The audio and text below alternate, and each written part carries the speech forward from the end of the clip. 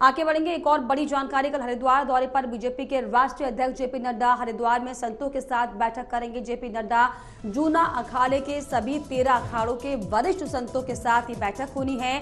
माया देवी मंदिर में साधु संतों का आशीर्वाद लेंगे जेपी नड्डा। आपको बताएं, नगर चौक से ऋषिकुल तक रोड शो भी जो है किया जाएगा। इसमें शिरकत जेपी नड्डा करने वाले हैं। त्रिवेंद्र सिंह रावत के समर्थन में वोट मांगेंगे और जेपी नड्डा के दौरे को लेकर तैयारियां जो है वो साफ तौर पर चाक चौबंद की जा रही हैं। तो ये बड़ी जानकारी आपको बता दें। हालांकि जेपी नड्डा आज जो है पिथौरागढ़ पहुंचे थे, जहां पर उन्होंने जनता को संबोधित किया। और आप इसी कड़ी में आपको बताएं कि कल जेपी नड्डा जो है हरिद्वार में उनका कार्यक्रम है, साधु संतों के साथ मुलाकात वो करेंगे और एक भारी सभा को संबोधित करेंगे। भगवान गणेश जी का आराधना करते हुए, गौरी गणेश बोलते हुए माया देवी का पूजन होगा। और माया देवी का पूजन, भैरव जी का पूजन एकमात्र मतलब ये है कि सारे हरिद्वार के और जितने भी देवी देवताएं हैं उनसे आग्रह होगा कि उनको मतलब पार्टी को और वो अपने कर्तव्य का निर्वाह कर सकें।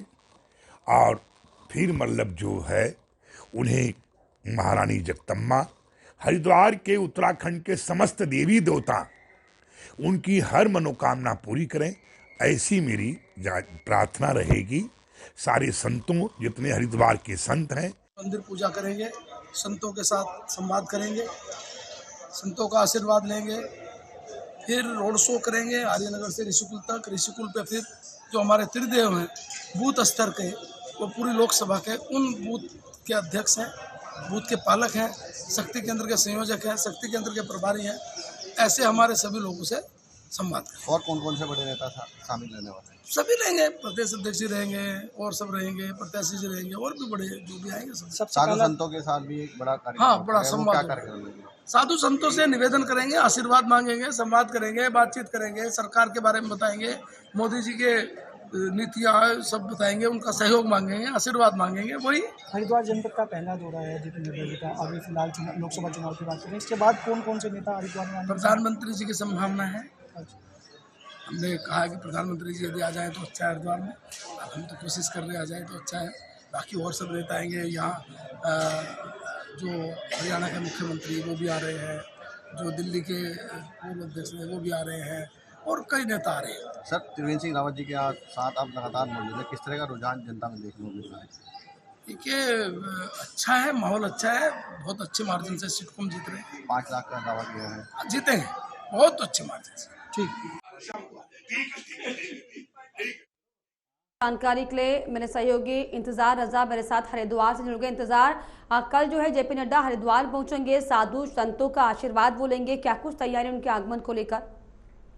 बिल्कुल लता, देखिए बता दूं आपको, लोकसभा चुनाव का जो बिगुल है वो उत्तराखंड में भी बच चुका है और 5 सीटों पर आने वाली 19 तारीख को यहाँ पर मतदान होना है, जिसको लेकर तमाम जो राजनीतिक पार्टियां हैं वो अपने अपने चुनाव प्रचार में जुटी हुई हैं। तो इसी को लेकर बीजेपी की अगर मैं बात करूं तो बीजेपी के राष्ट्रीय अध्यक्ष जेपी नड्डा उत्तराखंड के दौरे पर हैं। आज वो उत्तराखंड के पिथौरागढ़ के दौरे पर थे, वहां उन्होंने जो रोड शो वहां पर किया था।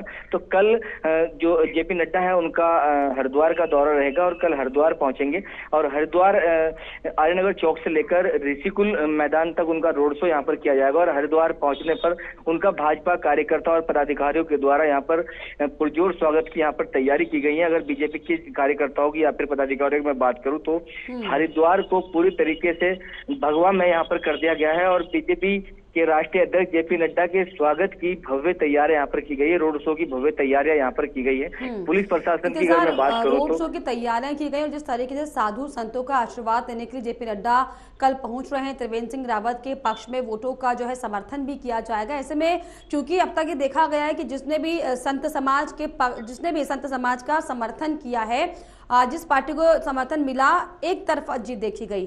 तो ऐसे में साफ तौर पर यह माना जाए कि साधु संतों का, समाज का आशीर्वाद बीजेपी को अगर मिलता है तो कांग्रेस के लिए यहाँ पर मुश्किलें बढ़ सकती हैं।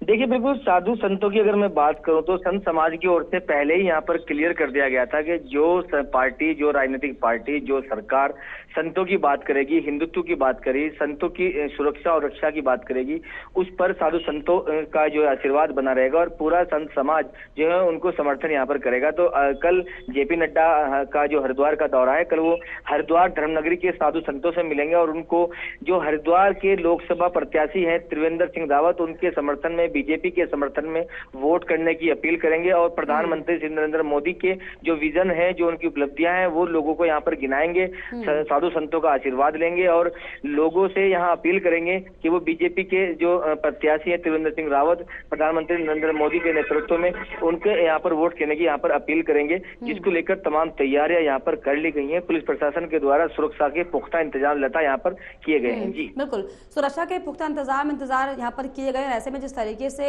बीजेपी के जो प्रत्याशी हैं त्रिवेंद्र सिंह रावत, उनके समर्थन में हालांकि कल वोट की अपील भी की जाएगी, साधु संतों से मुलाकात होगी और 13 अखाड़े, जूना अखाड़े के जो साधु संत उनसे मुलाकात होगी। तो वहीं दूसरी तरफ जिस तरीके से हरीश रावत अपने बेटे की पैरवी करने के लिए जगह जगह पर हरिद्वार में भटक रहे हैं, ये जो रावत वर्सेस रावत का जो कंपटीशन है, किस तरीके का जो है माहौल धरातल पर वहां पर दिखाई पड़ रहा है, किस तरीके की चर्चाएं हरिद्वार में? बिल्कुल, देखिए लता, मैं बता दूं आपको, जिस तरीके से चुनाव का बिगुल बजा है और दोनों रावत वर्सेस रावत की बात यहाँ पर की जा रही है। दोनों पूर्व मुख्यमंत्री है, एक मुख्यमंत्री प्रत्याशी के रूप में हरिद्वार लोकसभा सीट से चुनाव लड़ रहे हैं, तो दूसरे जो पूर्व मुख्यमंत्री है वो संरक्षक के रूप में अपने बेटे का संरक्षण करते हुए यहाँ पर चुनाव लड़ रहे हैं। और वीरेंद्र सिंह रावत को, हालांकि वीरेंद्र सिंह रावत का पहला चुनाव है, उसको लेकर हरीश रावत ने जो भरसक प्रयास है, भरसक जो रैलियां हैं या फिर रोड शो हैं या फिर जनता से वोट करने की अपीलें लगातार वो कर रहे हैं।